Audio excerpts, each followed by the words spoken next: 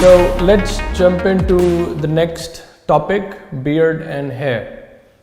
Now this is a kind of the most requested subjects. People want to know my techniques on how do I render the beard and the hair. So let's begin. I have picked up this picture of an old man, and for me I think this is a kind of a difficult level of beard to execute. I've picked up a difficult level so that I can show you that till what extent you should pick up the details, what to ignore, and how to exactly render using a 3-layer rendering technique which you learned in the last webinar. For those of you who saw my last webinar, it's a same 3D rendering technique. There's a little twist to it, and for the new people I would recommend you to go and watch the last webinar. I have explained the 3-layer rendering technique in detail, but you will learn a lot about it, about the same technique here. Now, before I start this, I want to talk about the stencil. Now, how do I make a stencil? Because in the group, a lot of people asked for how to make a stencil for photorealistic tattoos. Now, I'm going to share my own techniques, my current technique which I use. I'm not going to talk about all those things which exist, because there is a lot of content on YouTube which you can go and look for. And if you want specific stuff which we do in terms of stenciling, there are I think 6 or 7 different videos on Learn It Like Aliens. You can go and subscribe there and watch all the videos. But for this webinar, to keep everything in a small span of time what we have, I'm going to show you my technique which I use currently. I don't do hand-drawn stencil, so I don't do have a stencil paper and draw it with pen or pencil. So I love using technology, and I use Photoshop to make stencils. So if you have a basic computer and Photoshop, you can also make this stencil.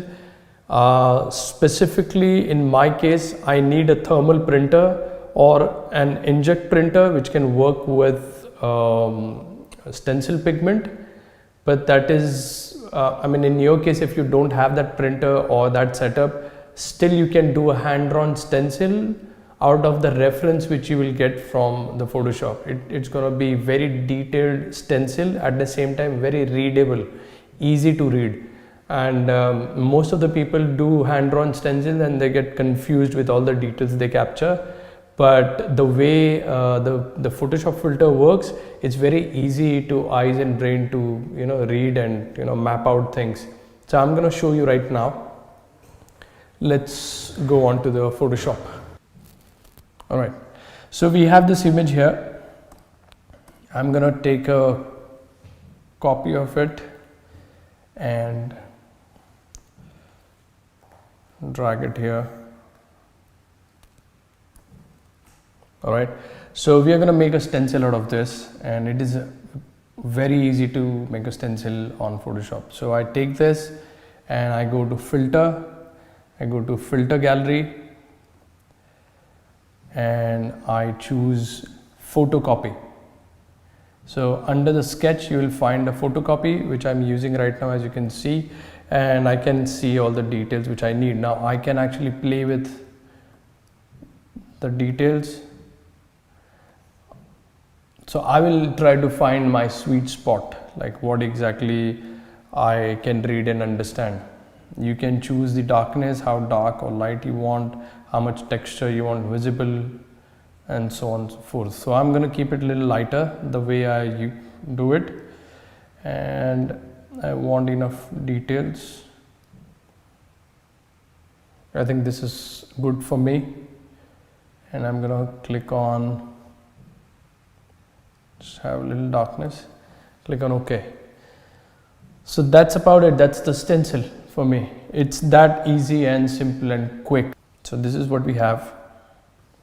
So I've lightened the stencil so that I can follow it on Photoshop. I have the stencil as you will have it on skin. Now I'm going to show you each and everything the way I do it. Now I have a pre-recorded video, because when I was rendering this beard, it took around 2 hours to finish the entire beard. and I think I take same amount of time on real skin as well, a little less, little more sometimes. But so I have a pre-recorded session, the entire session in one go, which I will play in few minutes. But I want to talk about the fundamentals of how you develop a texture. For me, this is a kind of a texture, realism texture, which you want to develop. And for that, if you remember out of the first webinar, and for those people who didn't attend the first webinar, I talked about, the first topic was image reading, which is, I think, still the most important topic when you talk about the photorealism. So when I talk about image reading, I talk about extracting the information out of the given image, especially the patterns and the information which is helpful, which helps your brain grasp and apply it easily. So in this beard, I think I can see a pattern here which is going again and again, and I'm going to talk about that pattern. How do I see the way the hair of the beard is interacting with rest of the hairs, and how the depth is created. So let's turn this off for a minute, and let's have a box here. Now this is important, so pay attention. I'm going to fill it with all black.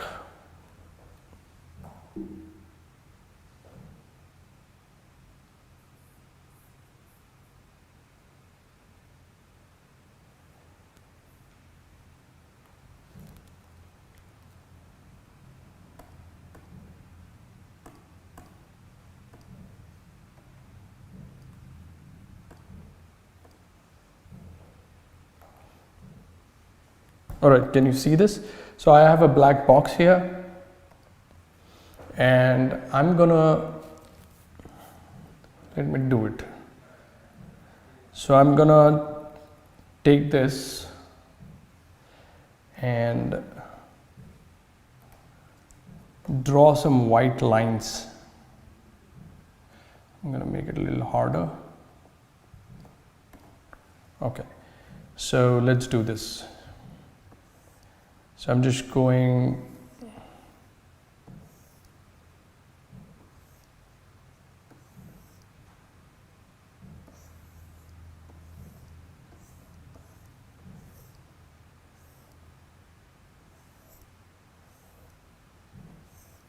all right.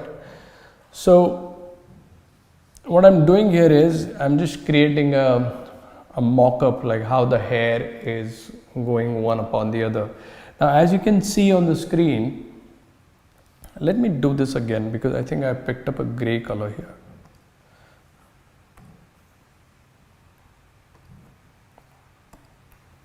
All right. So again, I'm just laying the hair.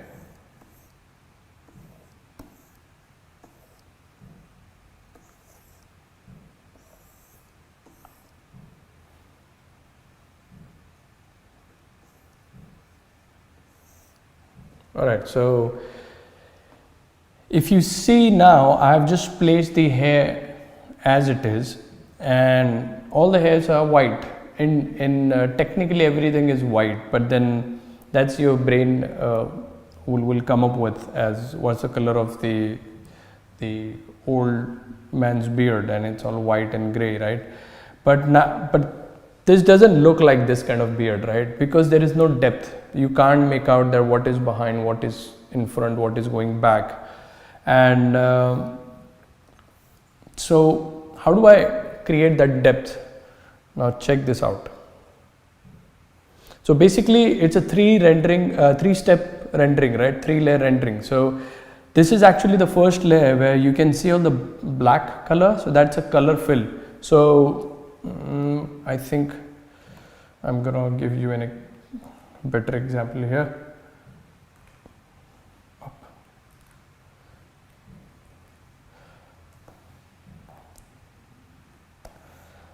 So if I were to make a stencil of this, so I would go here, filter, filter gallery, and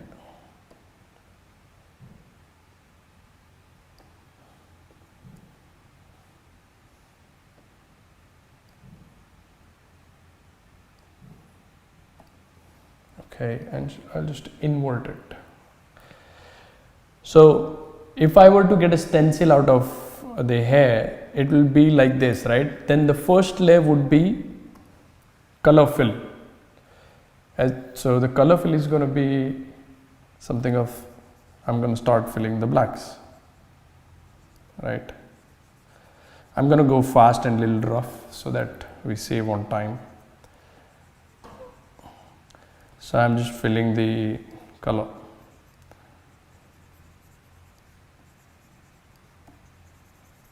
Right.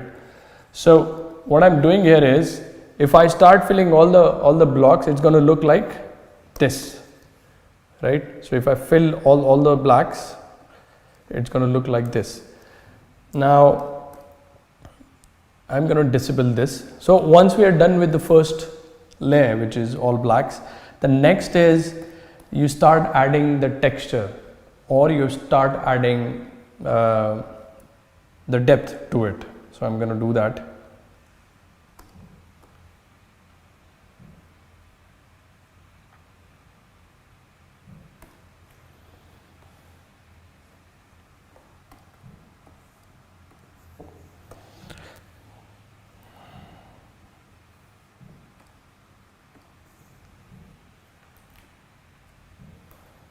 Okay, so now, so the hair, there are layers of the hair, right? So there's a top layer which will be brighter because of the light falling on it, and then there will be a next layer which will be little less brighter than the first one, then the third layer, fourth layer, fifth, that will go into all blacks.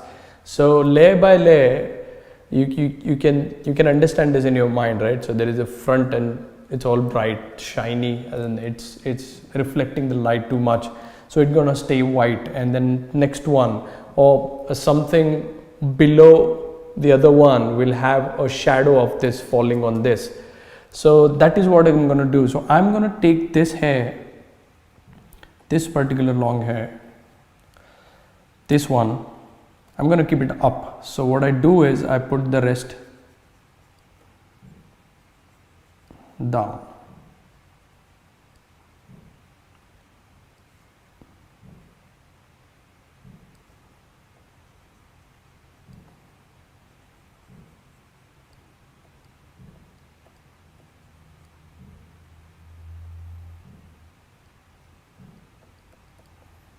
Right, and as you can see the gradient in this, there is a darker here and then it is brighter, there is darker here and there is brighter. It creates that depth that the hair is going back, so hair is going back and it's coming up because I added the dark here. Now I'm gonna reduce the opacity and then have this hair little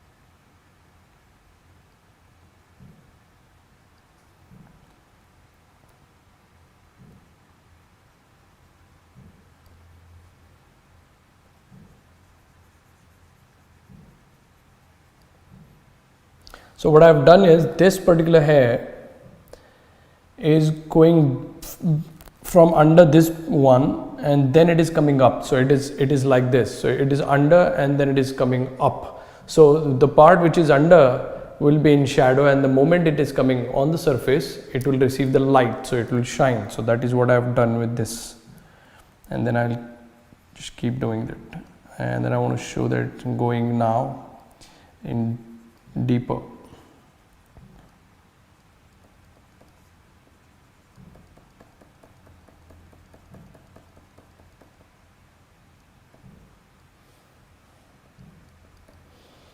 Right, so I'm gonna take this one and put it behind. See, just adding a shade in relation with the other hair creates the depth.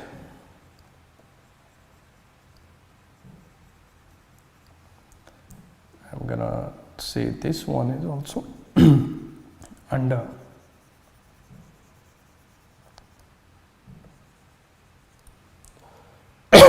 I'm so sorry for this.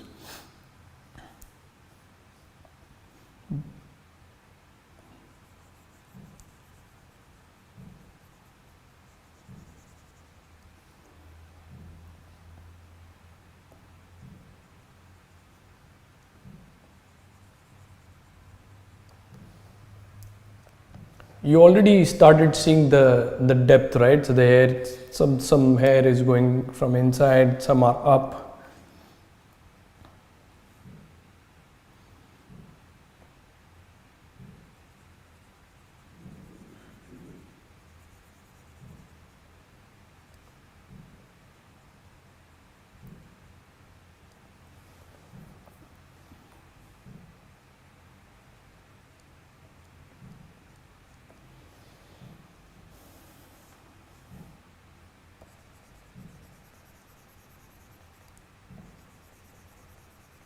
So this layer, which is kind of a second layer, I would say, in the 3D rendering technique, it's a mix of second and the third, where I am adding a depth and also it's a part of a texturing, right? So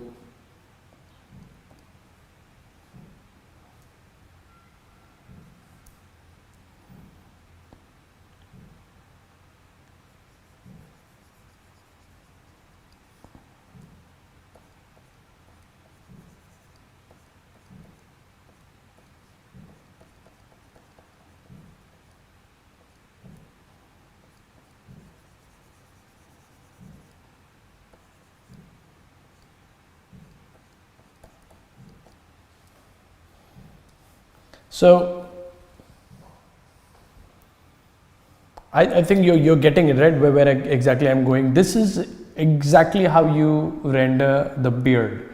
You first lay out the structure of the hair, which is the hair is going to be all white, and you just fill out all the blacks, and then you start deciding which hair will stay up, which hair will stay down, and the deeper one. So you create that depth.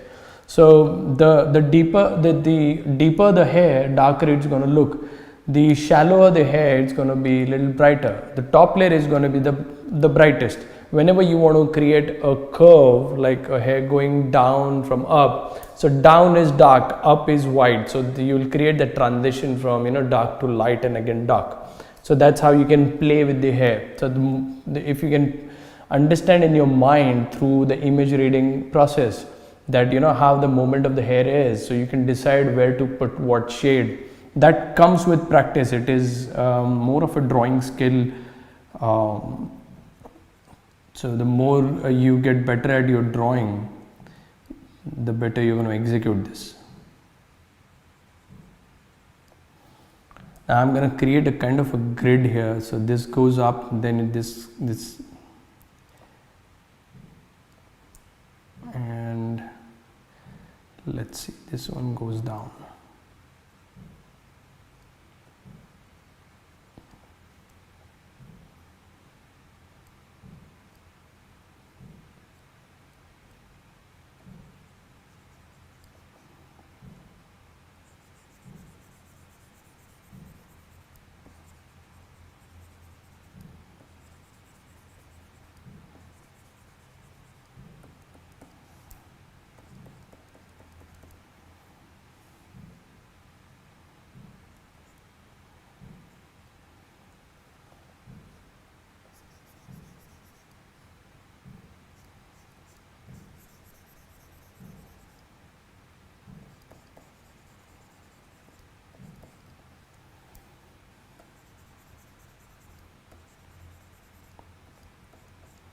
So this is how I do the rendering part. This is exactly how I calculate, or I have this thing going in my mind while I'm rendering the beard. So you see the the kind of 3D effect it is giving right now. I have gone a little fast and a little rough. In tattooing, I'll be very precise when I'm doing this. Now what I'm going to do is I'm going to put the third layer where I add a gradient layer, if you remember from the last webinar, where it creates or it adds the depth in terms of lights and shadows. So I'm going to maybe want to show that this part is darker, and you see how it looks. So you build through the 3D, sorry, not 3D, 3-layer rendering technique. It's simple, easy. Even if you feel that, you know, how would you understand which hair to be in the shadows and the highlight, just try it once or twice and you will understand what I'm talking about. Now let's put this into rendering this beard. Now for that I'm going to play a pre-recorded video, and I'm going to, you know, play it and explain how I did things. So let me disable all of this and let's move on to the video.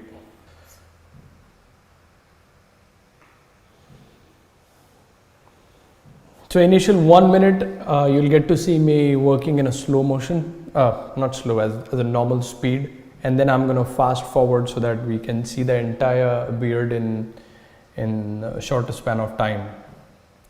So as you can see, I'm blocking those black areas. That's the first layer, color fills.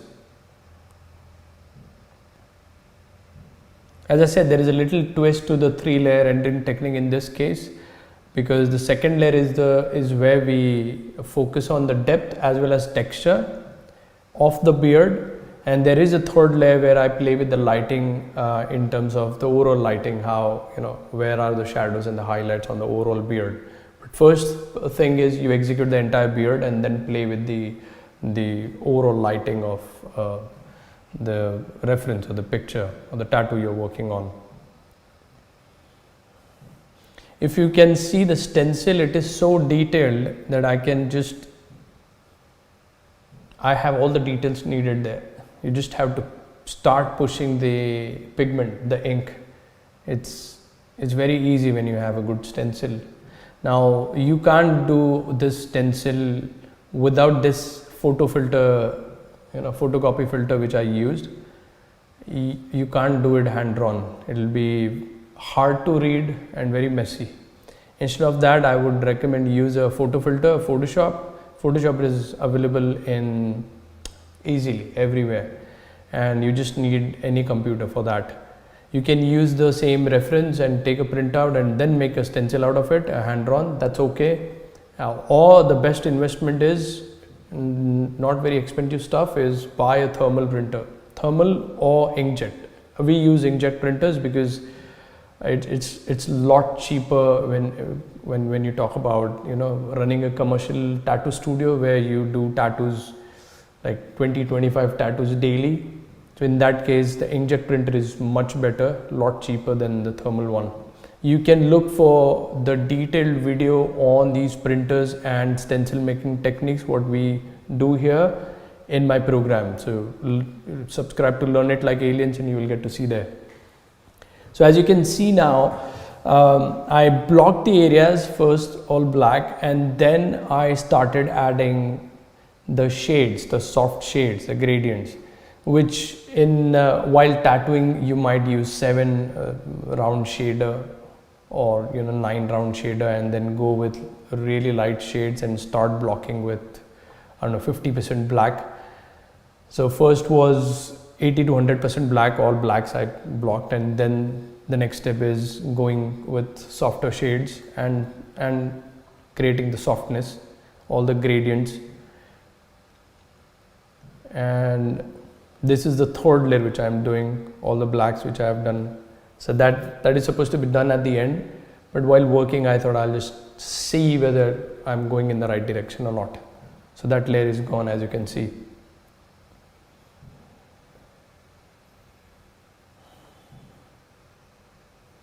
again blocking. So this is the first layer, blocking the blacks, and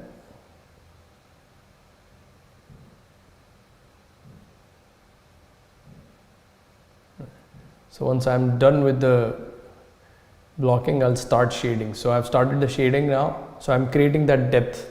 So once I have the all white hair, what you saw in a box, I started, adding the depth to it. So few hair will go back, few will stay in the front, and so on and so forth.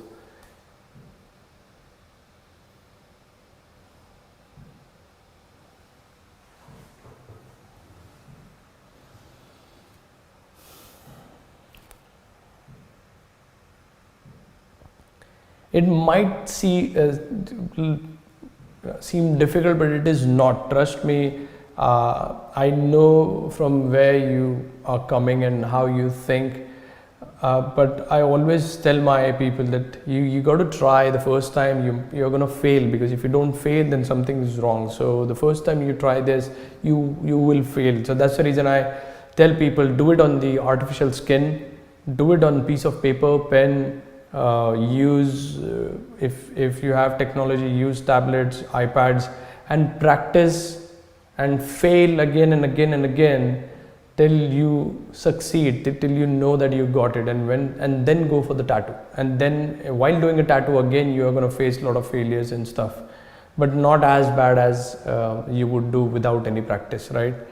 So all my students do this, all my students and all my artists who are working with me, whenever they pick up any difficult piece or tattoo, they will practice on either an iPad, Wacom, or piece of paper, and they will do it multiple times till they gain right confidence to execute the tattoo.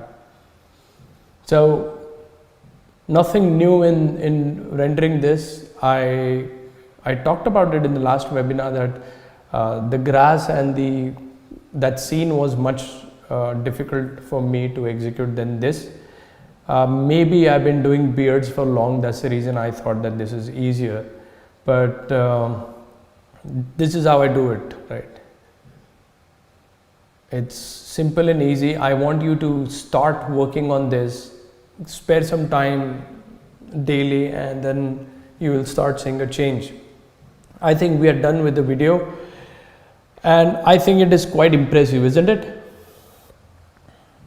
So let me show you, as we are just looking at the beard, let me show you how it will look if I open up the rest of the face. So let's do that.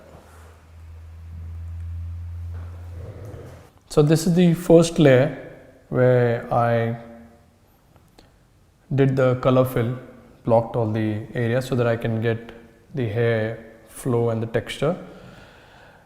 And then the next layer, which is a combined layer, you can say, of the second and the third layer, where I added the depth and also considered the lighting. Third, again a bit more lighting going into it, and I'm going to reveal the entire face so that you will get an idea that how close we are to the original one. So for that I'm going to do this, remove it, and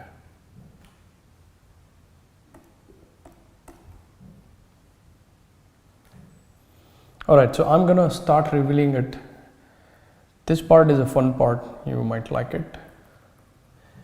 So I'm just bringing it all in except the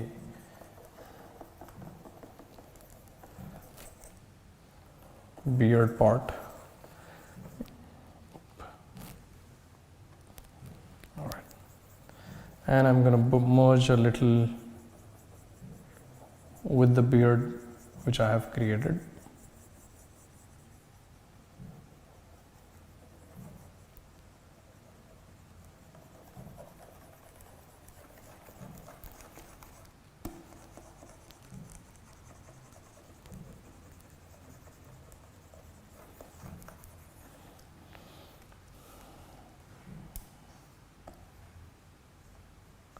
All right, so